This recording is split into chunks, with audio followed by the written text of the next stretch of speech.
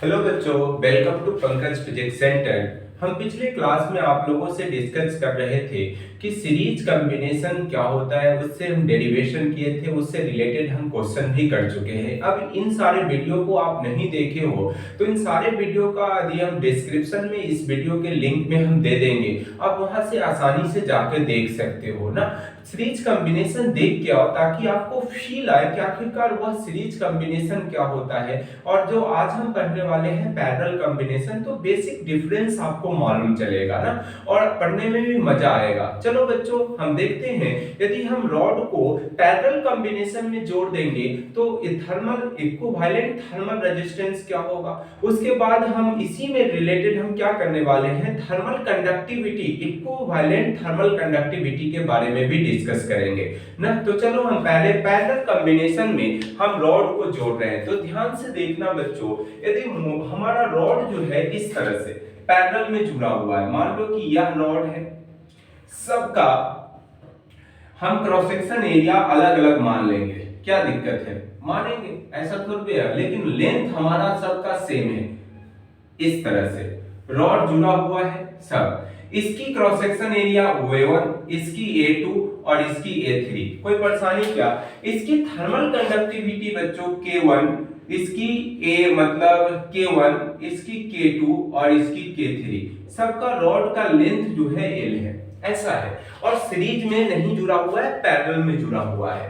बच्चों parallel combination की खास बात क्या है कि पैरेलल कॉम्बिनेशन में हीट जो होगा, फ्लो होगा, हीट करंट, वो हर रॉड से डिफरेंट डिफरेंट होगा।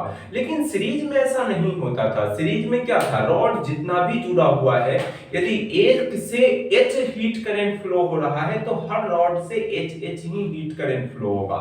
लेकिन इसमें ऐसा बात नहीं है। पैरेलल कॉम्बिनेशन में बच्चों हीट करंट हर एक रॉड से डिफरेंट पास करेगा। मतलब इन पैरेलल कॉम्बिनेशन, ये बात लिख सकते हैं बच्चों, in parallel combination, in parallel combination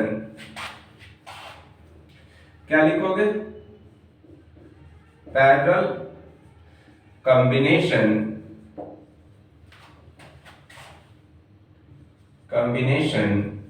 heat current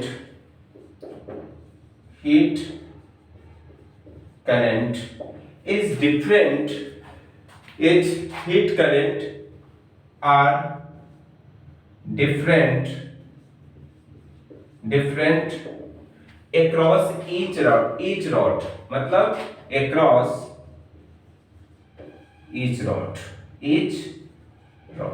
मतलब ईच रॉड से जो हीट करंट फ्लो होगा उससे अलग अलग मान लेते हैं बच्चों। इससे H1 होगा, इससे H2 होगा और इससे H3 होगा, इस तरह से। लेकिन एक और खास बात है कि टेम्परेचर डिफरेंस जो होगा वो क्या होगा, ईच क्रॉस सेक्शन का सेम होगा। मतलब टेम्परेचर डिफरेंस जो होगी, टेम्परेचर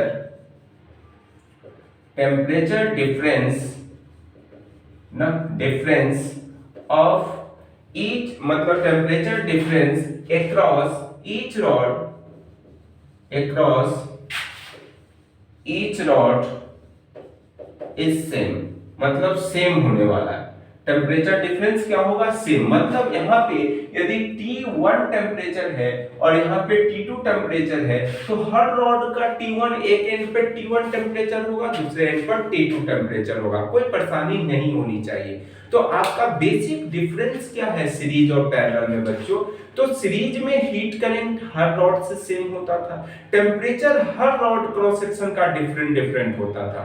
लेकिन यहाँ पे क्या है, हीट करंट तो हर रॉड से अलग अलग पास करेगा, और टेम्परेचर डिफरेंस जो होगा ईच रॉड का, वो क्या होगा, ईच क्रॉस सेक्शन का सेम होगा। मतलब इधर T1 है तो तीनों रॉड का T1 रहेगा, इधर T2 है तो इधर T2 रहेगा। क्या परेशानी है, कोई रॉकेट साइंस वाली बात नहीं है। इसको आपको ध्यान रखना, जब क्वेश्चन करते हैं तो यह हमारा बड़ा काम का चीज रहता है। चलो बच्चों आगे बढ़ते हैं।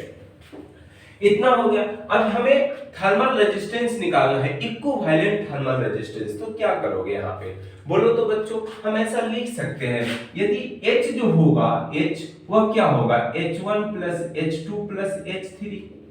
ना, यह क्या हम लिख दिए, यह तीनों जो हीट करंट जो होगा H1 plus H2 plus H3 वही ना H के बराबर होगा यहाँ पे, कहाँ पे, पैरेलल कॉम्बिनेशन में। चलिए इन तीनों रॉड की जगह एक सिंगल रॉड हम रिप्लेस कर देते हैं, मतलब तीनों रॉड की जगह पे हम एक सिंगल रॉड लाते हैं, सिंगल रॉड। देखना बच्चों ये सिंगल रॉड है, सिंगल रॉड है तो क्या होगा, ध्यान से देखना, इसमें जो H1 plus H2 plus H3 पास करेगा, मतलब क्या होगा, करंट कितना, तीनों का सम पास करेगा इसमें। थर्मल कंडक्टिविटी की बात करें तो R के इक्विवेलेंट होगा। उसके बाद क्या होगा, यहाँ टेम्परेचर T1 रहेगा तो यहाँ T2 रहेगा, ये सब न होने वाला है। और क्या है, यदि थर्मल कंडक्टिविटी K इक्विवेलेंट है तो थर्मल रेजिस्टेंस K को R इक्विवेलेंट लिखेंगे, क्या दिक्कत है, K1 K2 K3 है इसका। और एक बात और है, यहाँ पे इसकी रेजिस्टेंस, थर्मल रेजिस्टेंस R1 मान लो, इसकी R2 मान लेते हैं और इसकी R3 मान लेते हैं, कोई दिक्कत है कि इस तरह की कहानी है हमें। अब क्या करोगे, H1 निकालो इस रॉड के लिए, H1 तो क्या लिखोगे, T1 माइनस T2 अपॉन क्या लिखोगे, R1, यही ना लिखोगे, रेजिस्टेंस R1 है तो। अब K1 के टर्म में क्यों नहीं लिख रहे हैं, K1 के टर्म में यहाँ याद रखो बच्चों, H इक्वल टू क्या होता है, KA delta T upon L, यही ना पढ़े हो, तो यहाँ पे इस स्टाइल में लिख सकते हैं डेल्टा T अपॉन मतलब L अपॉन KA, और इसी को तो R लिखते हैं, तो बच्चों H इक्वल टू क्या लिखोगे, डेल्टा T अपॉन R, तो इसलिए ऐसा लिख रहे हैं ना, कोई दिक्कत नहीं होनी चाहिए। चलो H1 ऐसा हुआ, अब H2 क्या होगा बोलो तो, H2 के लिए ऐसे लिखोगे T1 माइनस T2, सबका टेम्परेचर सेम है R2, H3 के लिए क्या लिखोगे, T1 minus T2 upon R3।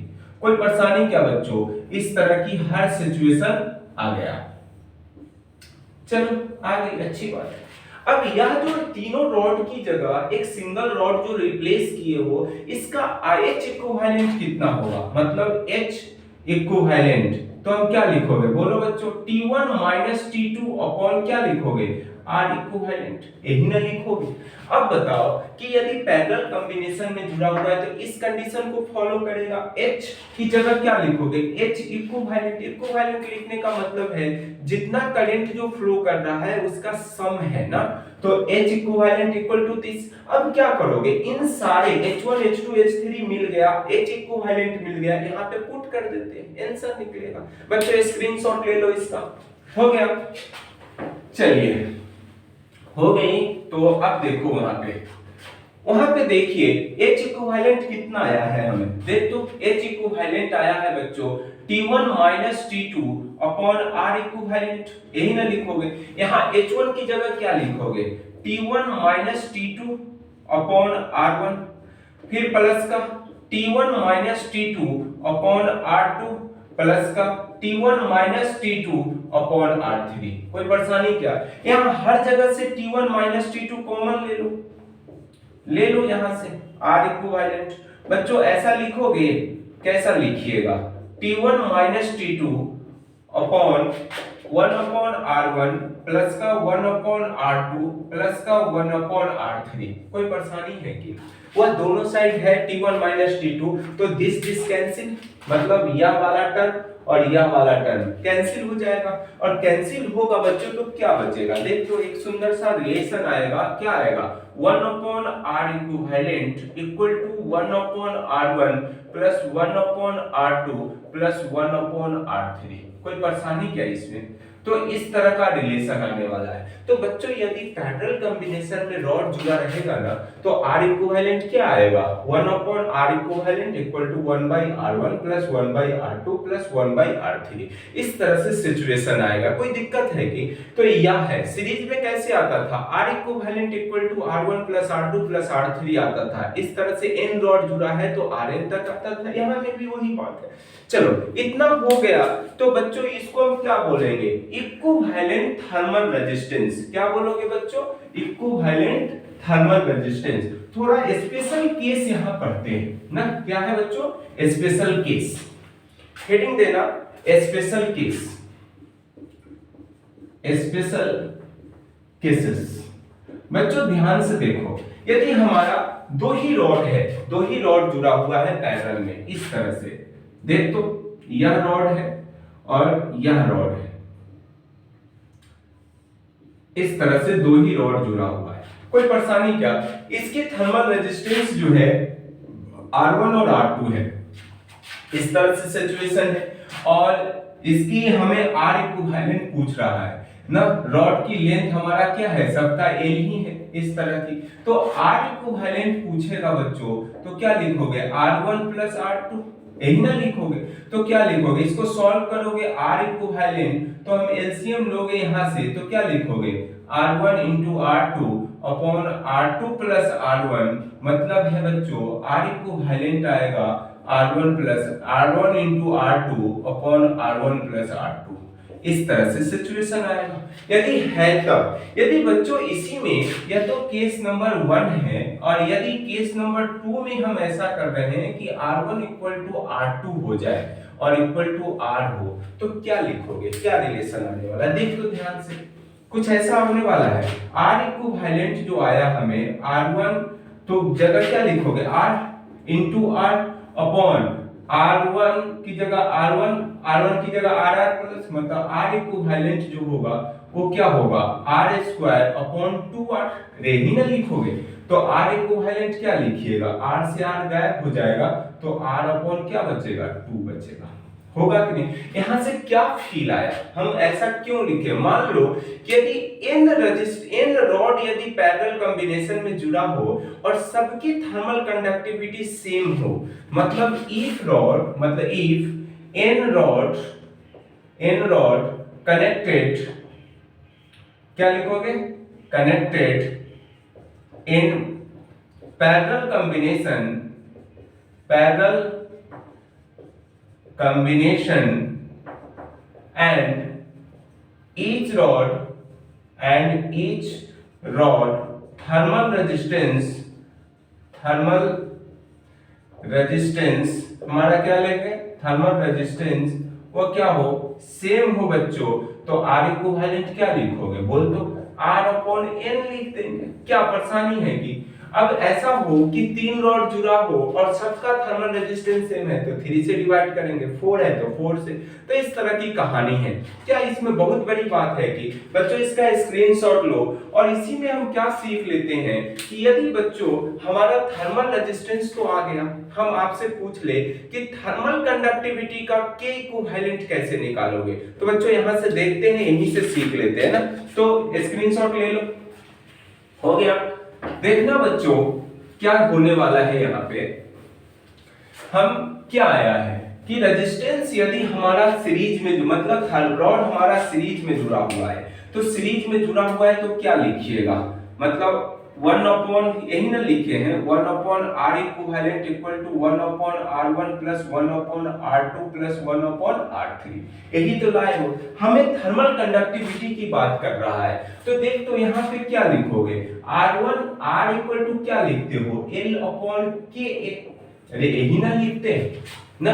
तो बच्चों यहाँ R इक्विवेलेंट है, तो R इक्विवेलेंट के लिए क्या लिखोगे, याद करो, ऐसा कुछ लिख सकते हैं। देख तो बच्चों देखो यहाँ पे K इक्विवेलेंट है, R इक्विवेलेंट हम 1 लिखो, L सबका लेंथ तो L ही है, L आएगा अपॉन K इक्विवेलेंट है तो K, मतलब R इक्विवेलेंट है तो K इक्विवेलेंट लिखोगे, और A की जगह क्या है, क्रॉस सेक्शन एरिया सबका मतलब अलग अलग है, तो हम लिख सकते हैं A1 plus A2 plus A3, लिखोगे कि नहीं, तभी तो इक्विवेलेंट आएगा।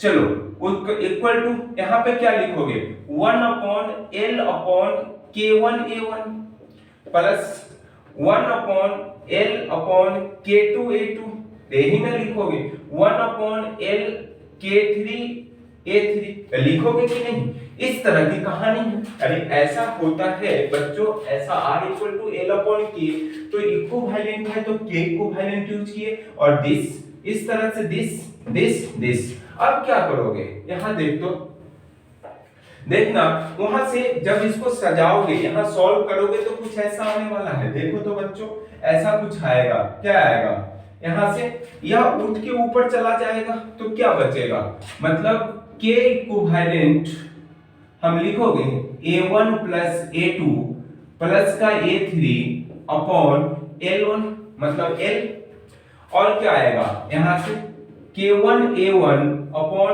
L प्लस का K2A2 अपॉन L प्लस का K3A3 अपॉन L, होगा कि नहीं? सारी जगह से L कॉमन ले लो, कॉमन ले लो। क्या दिक्कत है कि यहाँ पे? ध्यान से देखो बच्चों, दिक्कत नहीं होनी चाहिए हमें। इतना हो गया।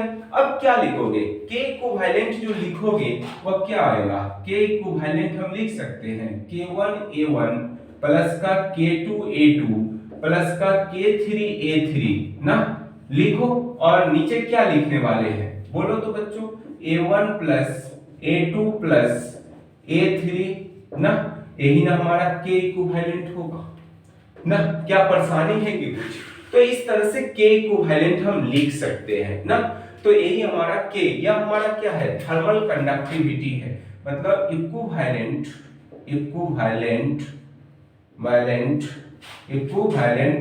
Thermal conductivity